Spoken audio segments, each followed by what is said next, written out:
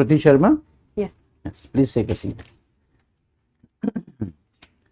So, Shruti, tell the panel about yourself, your academic qualifications, your work experience, if any, and your main hobbies, very briefly. Okay, sir. So my name is Shruti Sharma. I have been a student of history. I was born in Bijnor, educated in New Delhi. I completed my graduation from St. Stephen's College, and currently I've just started my post-graduation in sociology from Delhi School of Economics. And I am constantly like to learn new things and explore new cultures through language, food, books, and cinema. And I'd like to see myself as an optimist. Sir. So, Shruti, uh, you are a graduate, and you have done MA also in sociology. I've Delhi just School of started my Economics. MA. Sorry? I've just started my MA. You have started. Oh, you have started this. Delhi School. So, with the Stephens, in your background, and with the Delhi School of Economics, both are so internationally known institutions. I do not know what you had in mind initially, but why civil services? So there are a number of reasons why I want to pursue this profession. Firstly of all, sir, I believe that I have had a certain privileged background, and therefore I always wanted to do something in which I could give back to society in some way and bring about some sort of change in people around me and give other people an opportunity to have the sort of privileges that I have had, sir. Secondly, I believe, sir, that on a personal level, I believe the diversity and the scope that these services provide can be an avenue for great personal growth and an avenue for learning a lot, which it would provide me, sir. Okay. So, Shruti, you are from Delhi.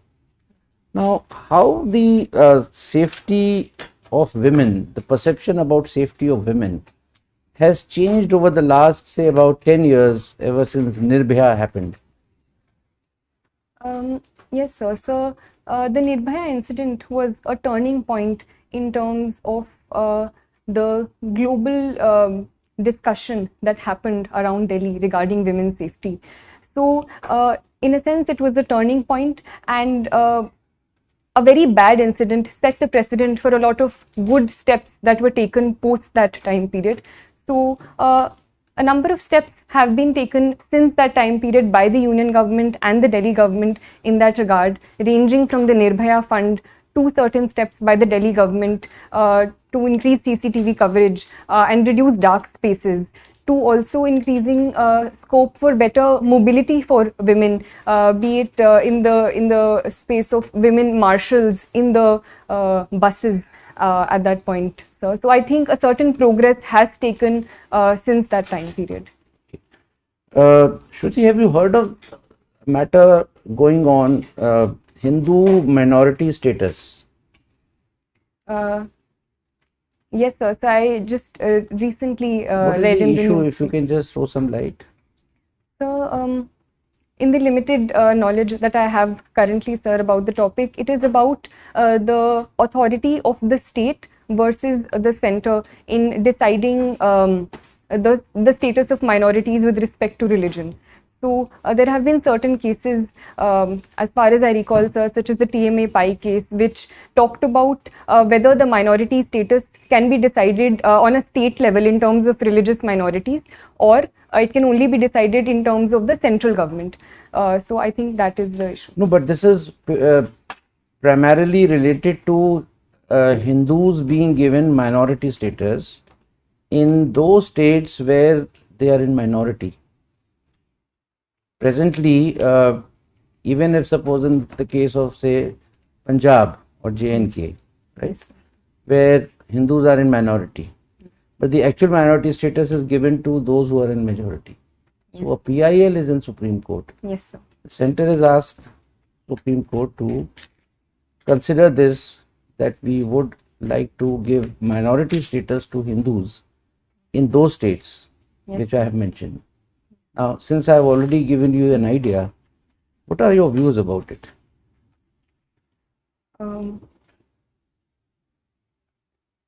So, the Constitution of India does protect the status of minorities in India as a whole. And so I believe if for certain purposes and for certain positive reasons, the Supreme Court does decide to give minority status in a particular state to reduce atrocities against certain sections within the state, it can be a positive move. Viren sir?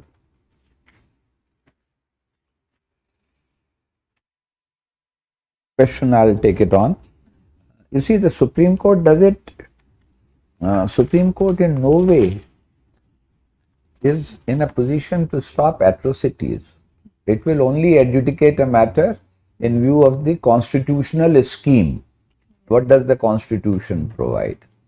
So, how do you think it would stop atrocities on minorities, religious minorities at that? So if it can provide in the future a certain safeguards that the minority status can provide and certain special steps that can be taken for minorities in a particular state. Can you give any example when Supreme Court has provided safeguards, laid down safeguards?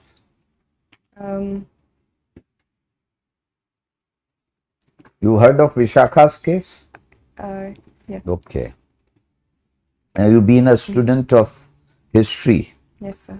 Who do you think, whom would you rate as a foremost historian of the later Mughals period? So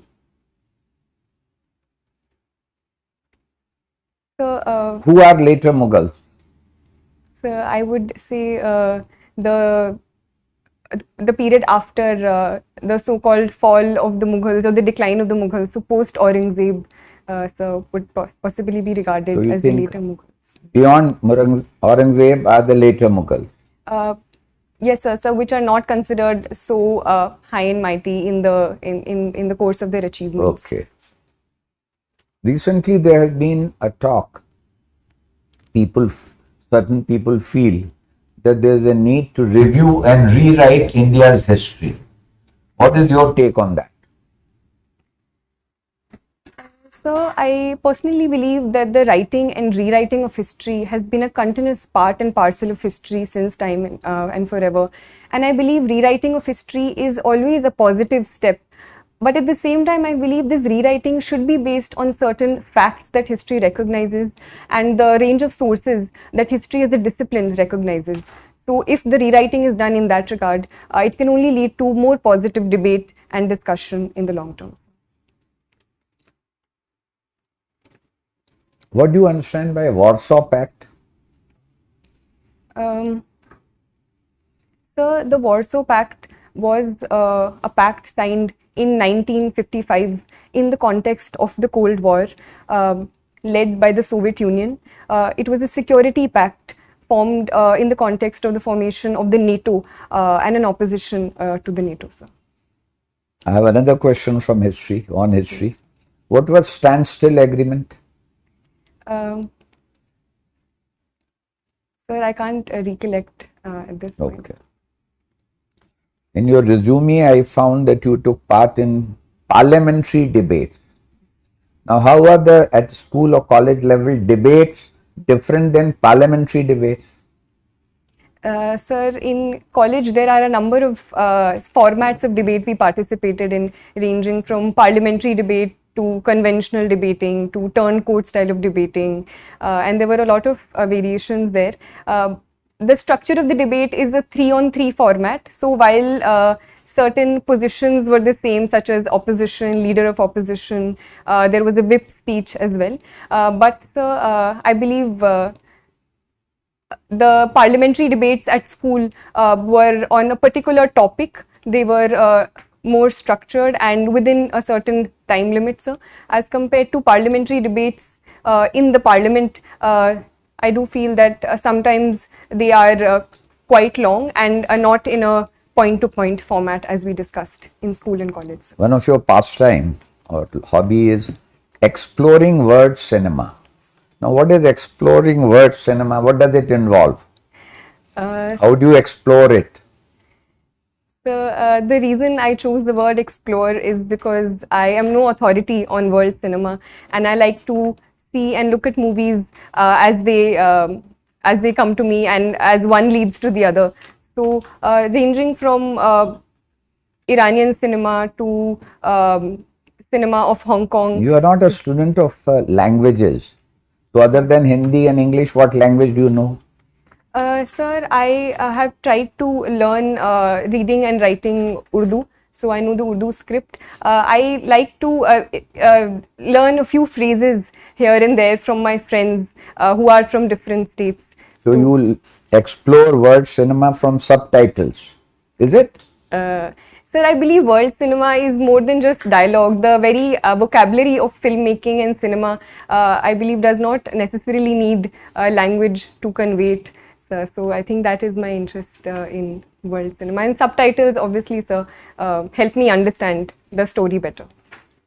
Have you heard the term soft power? Yes, sir. What does it imply? So soft power is usually used in opposition to hard power, where hard power talks about a certain military might. Soft power, on the other hand, is the influence of culture and other aspects in increasing the might or the influence of a certain country or power over other powers. So cinema can also be one example of Any other illustration of soft power in context of India? So India's cultural outreaches, for example, yoga and international celebration of the International Yoga Day across the world can also be an example of India's soft power. Okay, thank you. Well, Shruti, you are from your home district is Bijnor. So tell us something about Bijnor. Sir, Bijnor is a district located in western UP, sir. The river Ganga flows through it, so it is a very fertile state.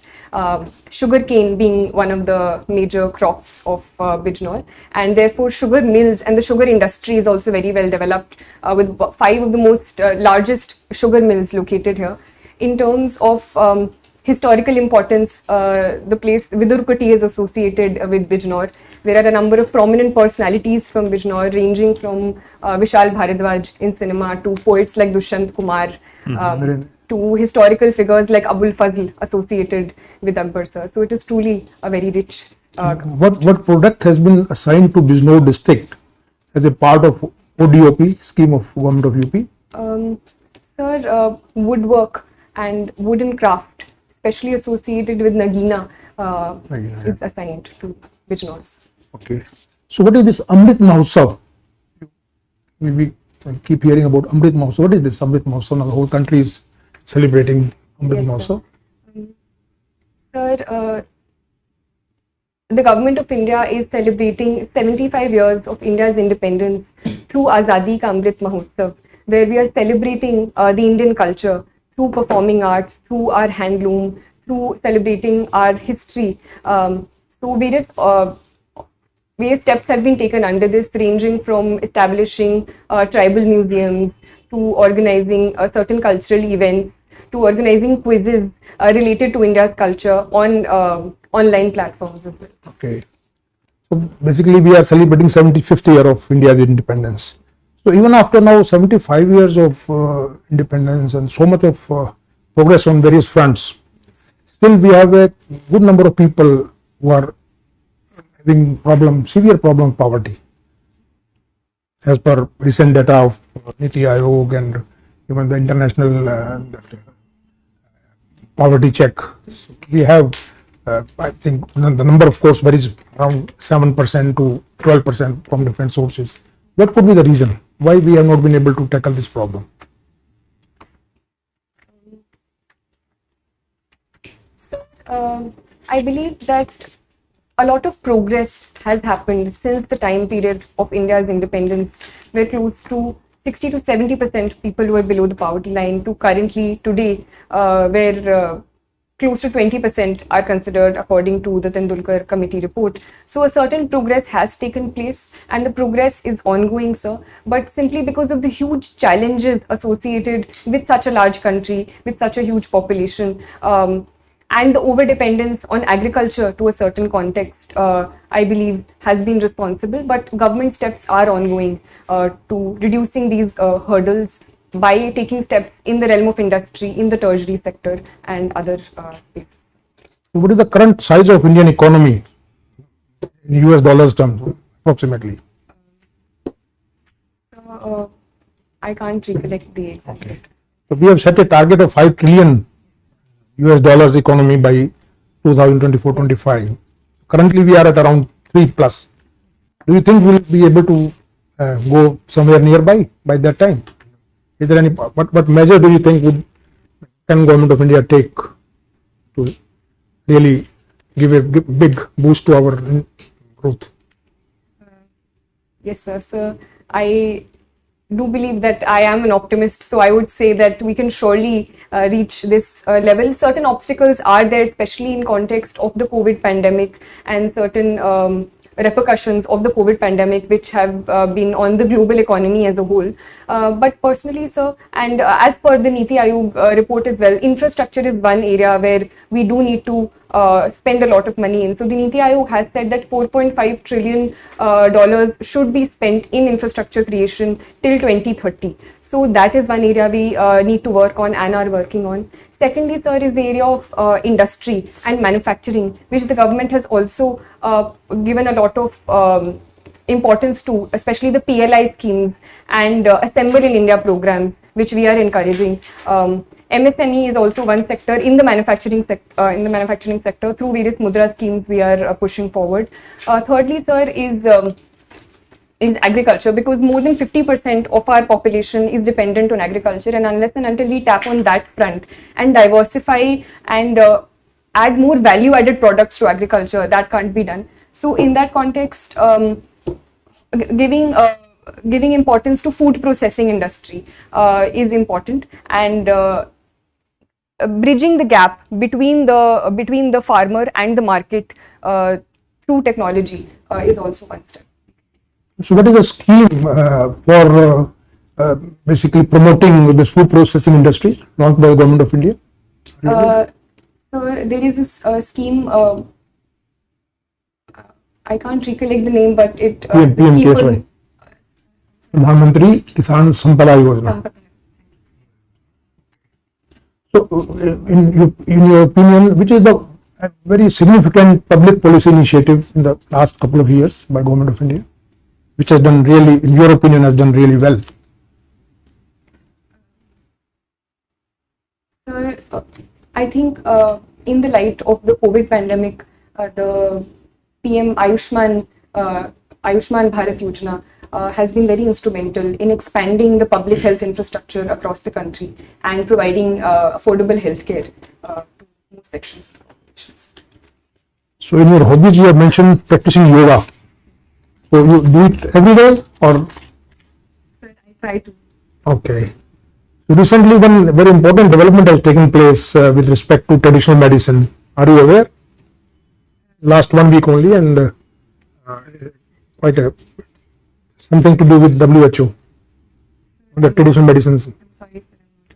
Because we are establishing the first WHO center on traditional medicine. It has been approved. Okay. So now, as civil servant, what do you think that you will be, with your knowledge, with your experience, with your education, how do you think you will be fitting into that view of civil servant?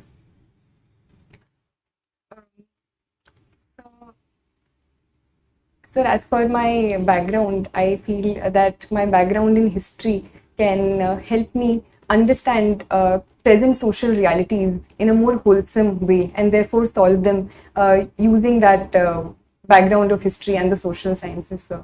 So firstly that. Secondly, sir, I believe I think I do have an ethic of dedication towards my work, and personalized work ethic, where I'm able to stick to deadlines and perform work in an organized manner. So that I think can help me, sir.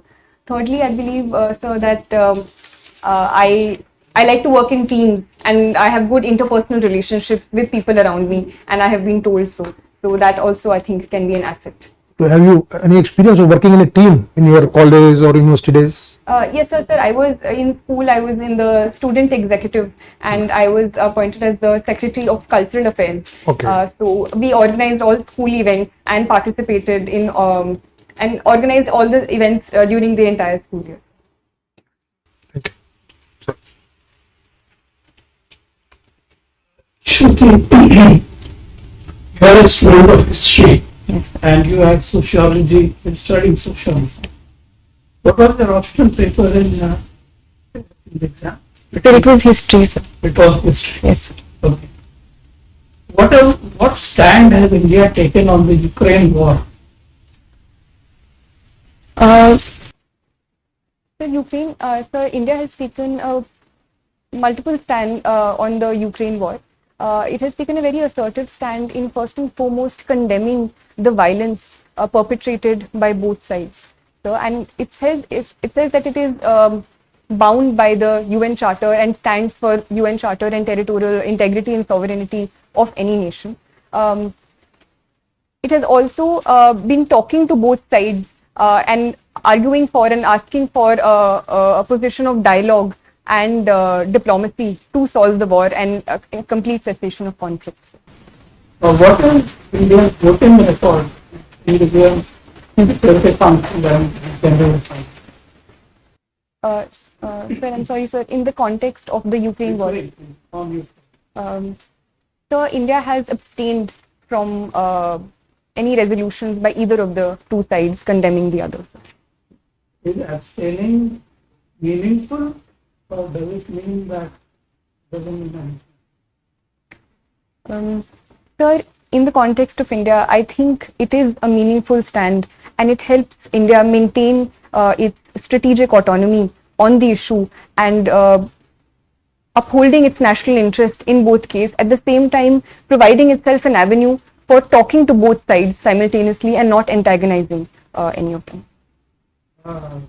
Do you think India's relations with Russia, global relations with Russia, are also a factor in this decision? Sir, I believe that India has categorically condemned the violence that is happening. So that is a constant thing which has led to this decision. But at the same time, it has also abstained in the context of making sure that it does not antagonize both sides and at the same time maintains its strategic interests. So. Why is the US so keen to expand NATO to include Ukraine? Why?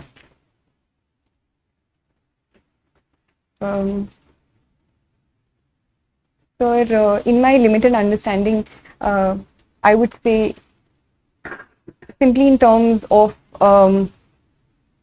the conflict with Russia and the antagonism with Russia and USA has been on since the Cold War, and simply in terms of increasing its sphere of influence and is something that the US has in mind, especially after the Crimea annexation in 2014 as well.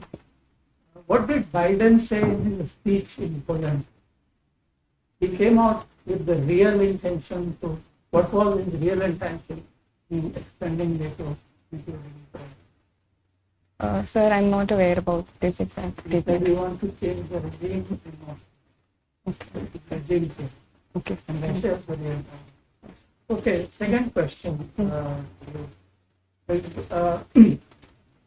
You must have read about the partition of India. Yes, sir. In your view, who was responsible for partition of India? Because different people are saying different things. Some are saying Jinnah was responsible.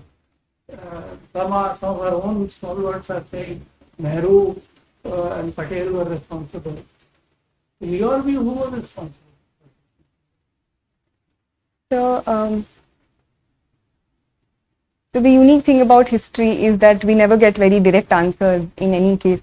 So there is always a conflict of interest. And I personally believe it was a sum of many things together which led to the partition.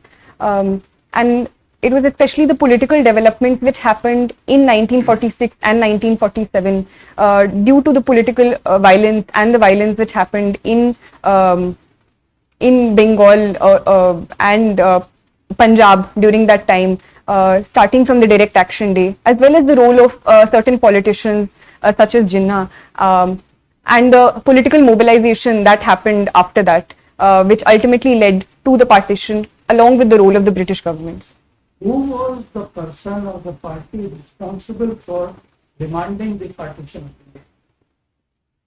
India? Sir, it was the Muslim League led by Jinnah. Masters in sociology. Okay. So tell me, is an individual shaped by society? Yes, sir. Sir, I do believe that an individual, right from his or her birth, is constantly shaped by the society he or she lives in. Okay. Okay. What is your view on taxation on digital currency?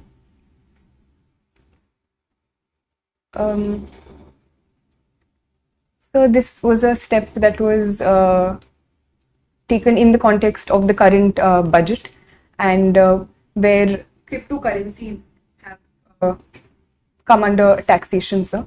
Sir, I think it is a good step in terms of bringing into ambit and increasing a source of revenue for the state for a reality that is increasing around the world, and so it is an area which was not under the ambit of state taxation. So I think it is a positive step that this area has been brought under taxation. Okay. You do not seem to be very keen on joining police services. Any particular reason? Sir, I would like to join any services where I have been provided an opportunity, sir. But since I was provided these options, as compared to the other services above it, I personally feel that I am temperamentally more suited for the other services, and I've talked to other friends, and it also involves arms training, and that I would personally be less comfortable with, but I would be overjoyed if I get to perform in the services, and I would do it to the best of my abilities. Thank you. I pass on to Chairman, sir. Shruti, we have asked quite a few questions Yes. so far. Any question which we may not, any topic which we may not have covered, or some topic which may be of your choice, you would like to ask the last question on the subject of your choice? The poetry is something that I So really- poetry, tell me which kind of poetry you recite or write, English, Hindi? Sir, I like to read Hindi, English, as well as Urdu poetry, sir. But one of my favorite points recently is Sarveshwar Dayal Saxena, sir. So tell me, how have poetries helped in the India's freedom movement? The poetry is a very potent tool in raising the motivation of people and raising the sentiments of people. So poetry has been a very important part of the freedom struggle as well.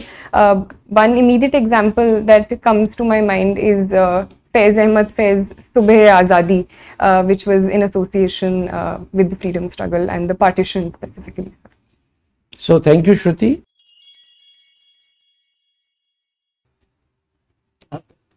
So Shruti, we have good 10 minutes for feedback. You know, our strong point is that we give, so long as you say that I don't need anything more to know, we will not let you go.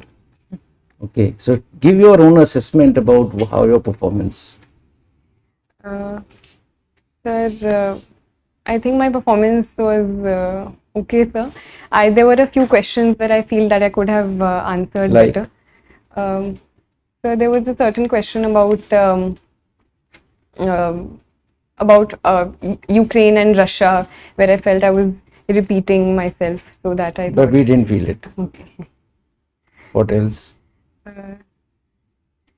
So there were a few things I couldn't recollect, like the standstill agreement and things that I think I should have answered, like the Biden speech, as well as a factual question asked by Sir. So there were certain things which I should have known about the yoga and Okay. WHO, which I couldn't recollect at that. Right. So Shruti, the panel's assessment is, one or two questions not answering, not knowing the facts, really doesn't matter. Right? Basically, a test of personality rather than your knowledge at this point in time. Now you were excellent. Your performance was very good, and I would say flawless. But it's always good to identify a few loopholes. Some of them you have identified yourself. So not referring to the answers that you could not give, especially knowledge related, but I will certainly point out your little weakness on the current affairs. Yes. You had not read the newspaper of yesterday, today, and that is why you did not know much about the Hindu minority status matter. Otherwise, you would have, just like other answers, you would have very fluently, you would have answered this. Yes. Number two, we were slightly amazed that when the esteemed member asked you about the how much $1 trillion economy Yes. India is, you were just blank. And when he again asked another related question, then you were, you were so fluent and thorough in all the matters, So what made you just keep quiet on that question? Sir, I'm not very good with the facts, and so No. I think I need to brush up on. No, that's okay. So my advice to you is, generally the facts are not asked, right? However, certain macro indicators you're supposed to know. अब कल आपसे कोई पूछे GDP का क्या है, sir वो fact है ये, तो फिर ऐसे तो एवरीथिंग इज अ फैक्ट. सो अब फैक्ट में होगा कि कुतुब मीनार किसने बनाया, ताजमहल किसने बनाया, और कितने वर्कर्स लगे थे ताजमहल में, ये तो नहीं पूछेंगे. But these are broad indicators, inflation, GDP, how economy has gone down up to what was the negative GDP that we registered during the COVID and all. These are things which you are supposed to know. So my advice to you is, when on such a question you were asked and you did not know exact the number, don't keep quiet. Sir, I am not able to, as you had said in many other questions, I am not able to recall. But you knew about $5 trillion economy. You knew. Yes. Immediately उसके बाद कहिए कि sir, I am not aware exactly how much we have recorded this year. However, I am very much aware of the fact that India is aiming to become a $5 trillion economy. Initially, it was to be accomplished by the year 2024-25, and that's all. Then he can ask you. In fact, the basic idea about asking the question was not to test your knowledge as to how much is the. Yes. It was basically to know, because if you are not able to answer the first question, he need not go into the details. Yeah. No point in embarrassing the candidate by asking a question again and again जिसके बारे में आपने पहले ही surrender कर दिया. So have you understood? Yes, sir. If you know a little bit about it, you can always say, sir, I'm sorry, exact, I do not know. Then he may say, just guess. Now, that also would not be done. But even you cannot say somebody, I was told in the mock interview that you will not ask such a question. You can't. इसका जवाब तो देना ही है. कई बार hazards भी आ जाते हैं. Yes, sir. But there are certain norms, rules, but there are certain hazards, which are away from the norms and rules that you have to be prepared for. Thirdly, your first question about giving back to the world. You mentioned 2 points. Yes. Giving back what I have accomplished, the privilege. Now, what privilege? You are just 24 years old. अभी तुम्हें दुनिया ने दिया क्या है? right? You can say when you are at the fag end of your career, maybe people like us who have retired, we are giving back to Child Academy, our experiences. So at this point in time, this answer is not apt.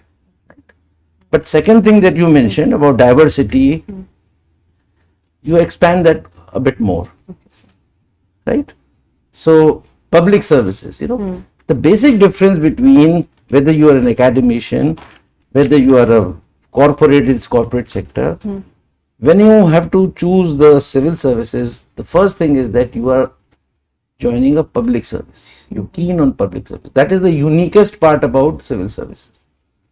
तो public services में कई बार ये भी पूछते थे, public service करनी थी तो you should have become a leader, political, you should have joined politics. Yes. Somebody can ask you. So you can, find an apt reply to that, but वो पूछेगा नहीं ज़्यादा. So these are the 2-3 things which otherwise in terms of communication, in terms of your body language, in terms of your confidence, in terms of your fluency and the use of words, Shruti, I must say that you selected such rightmost words, to explain your point. That's your strength. So we have assessed you as 70%, which ours is the highest. So you have begun with a good note in the morning, and any questions if you have. Yes, sir. I wanted to ask one thing also, which sir asked about the IPS. So, do you think I can give that answer, or is You it get the right appropriate? answer. Yes. May I please I share everything which the chairman has said. I myself am particularly pleased that you have given the foreign service as a second choice. You are the first candidate who has not given it as a third choice. Yes, sir. And but if you have given it as your second choice, Yes, sir. then for issues like Ukraine, you need to go a little deep into the matter. Okay, sir. Okay. So that is what I would like to say.